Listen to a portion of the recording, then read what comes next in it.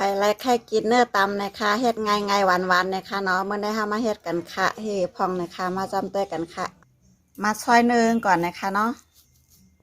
เนี่ยค่ะจะซอยเนื้อมันก่อนบอกในนะคะเนาะแล้วก็เอามาต้มกันค่ะมาตั้งน้ำเลือดแล้วก็เอาหมูใส่ค่ะมาต้มหมูกันให้มันสุกก่อนนะคะเนาะจะต้มเตาถ่านค่ะต้มหึงอีกนึงนะคะเนาะ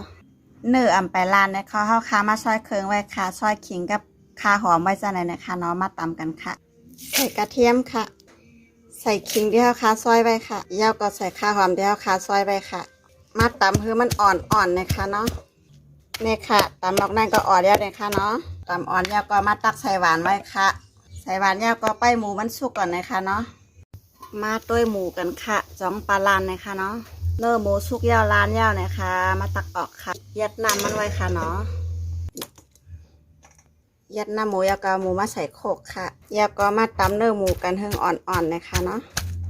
นะคะอ่อนบอกในไรเอานะคะเนาะตำอ่อนยาก็มาตักใส่อ่างไว้ค่ะยาก็เอาเครื่องเดียวค่ะตำมาใส่ค่ะยาก็ใส่ผงขมิ้นค่ะยาก็ใส่หมักพริกผงค่ะใส่เกลือค่ะยาก็ใส่ผงหวานค่ะไผ่เจียกเผ็ดก็ใส่เผ็ดนะคะเนาะเพราะอ่ำมักหมักพริกก็อ่ำใส่ก็ไรค่ะเนื้อหมูเนื้อไก่เนื้อวัวเฮ็ดไรหมดนะคะเนาะเพราะเป็นเนื้อวัวแซมหวานนะคะหวานแห่หมูก่อนนะคะเนาะอันนี้ใจหมูเฮ็ดค่ะในค่ะเนาะเกาเพื่อมันเข้ากันค่ะเนาะเพื่อมันเข้ากันเป็นเจ้าไหนค่ะ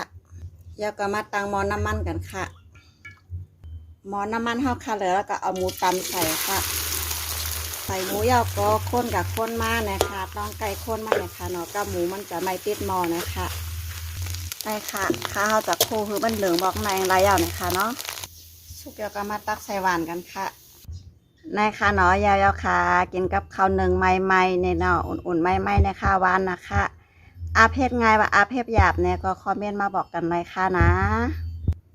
กินเนื้อหมูตำหวานกันค่ะเมื่อไหร่หวานไต้เนี่ยค่ะเนาะอ่ำใจหวานพี่น้องไทยค่ะ